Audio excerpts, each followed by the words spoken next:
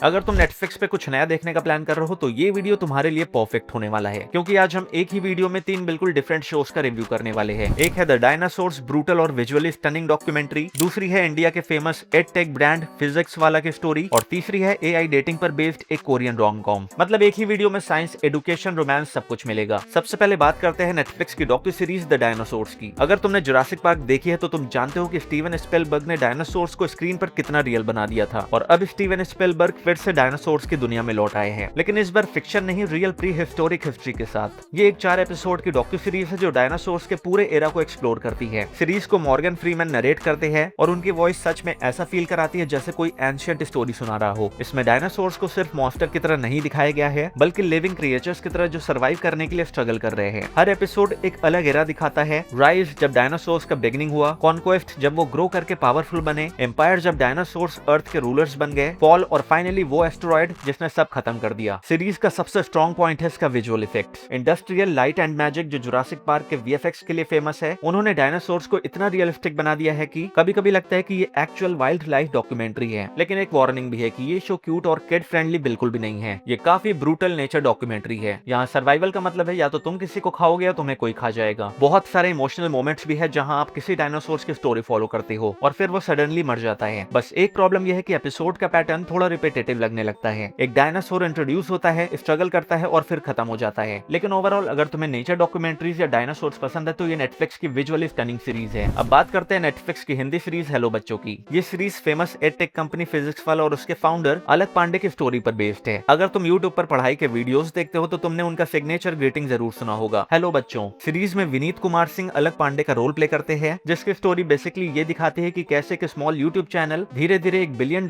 Edtech company बन गया। Show में अलक पांडे को एक आइडियलिस्टिक टीचर के रूप में दिखाया गया है जो एडुकेशन को अफोर्डेबल और इजी बनाना चाहता है। उसके साथ उसकी सिस्टर और को फाउंडर भी कंपनी को ग्रो करने में हेल्प करते हैं। और शो में काफी स्टूडेंट्स की स्टोरी भी दिखाई गई है, जैसे बिहार का एक पुअर स्टूडेंट, मुंबई स्लम का लड़का, हरियाणा की एक लड़की जो कंजर्वेटिव फैमिली से फाइट कर रही है। और ये सारी स्टोरीज दिखाती हैं कि एडुकेशन कितना पावरफुल टूल हो सकता है। लेकिन प्रॉब्लम यह है कि ये सीरीज कभी कभी स्टोरी कम और फिजिक्स वाला की एडवर्टाइजमेंट ज्यादा लगने लगती है। हर चैलेंज के बाद अलक पांडे को ऑलमोस्ट परफेक्ट हीरो की तरह प्रेजेंट किया जाता है। सीरीज ये भी एक्सप्लोर कर सकती थी कि इंडिया में कोचिंग कल्चर इतना बड़ा क्यों हो गया है, लेकिन वो डेप्थ में नहीं जाते। इसलिए हेलो बच्चों एक इंस्पायरिंग स्टोरी तो है, लेकिन ये कभी कभी ब्रांड प्रमोशन जैसा फील होता है। और अब आते हैं नेटफ्लिक्स की Korean drama boyfriend on demand पर। इस शो में ब्लैक पिंक की जीसो लीड रोल में है और स्टोरी है एक इंटरेस्टिंग कॉन्सेप्ट पर बेस्ड एआई डेटिंग। सियोमी रे एक वेबटून कंपनी में प्रोड्यूसर है जो काफी बिजी लाइफ जीती है और एक पेनफुल ब्रेकअप के बाद डेटिंग से दूर रहती है। फिर उसे एक नया टेक प्रोडक्ट टेस्ट करने का चांस मिलता है, बॉयफ्रेंड ऑन डिमांड। ये एक वर्चुअल रियलिटी डेटिंग प्लेटफॉर्म है जहां आपको परफेक्ट एआई बॉयफ्रेंड मिलता है, और सिर्फ एक नहीं बल्कि 900 डिफरेंट ऑप्शंस। मतलब एक पूरा fantasy romantic world. Initially concept काफी इंटरेस्टिंग लगता है, लेकिन प्रॉब्लम यह है कि शो अपने ही कॉन्सेप्ट को फुली एक्सप्लोर नहीं करता। स्टार्टिंग में एआई डेटिंग का आइडिया स्ट्रॉन्ग लगता है, लेकिन बाद में स्टोरी एक टिपिकल के ड्रामा रोम कॉम बन जाती है और रियल वर्ल्ड रोमांस पर फोकस ज्यादा हो जाता है। इसलिए बॉयफ्रेंड ऑन डिमांड का कॉन्सेप्ट तो फ्रेश है, लेकिन एग्जीक्यूशन थोड़ा सेफ और प्रेडिक्टेबल लगता है। तो तुम बताओ, तुम इन तीनों में से कौन सा शो देखने वाले हो?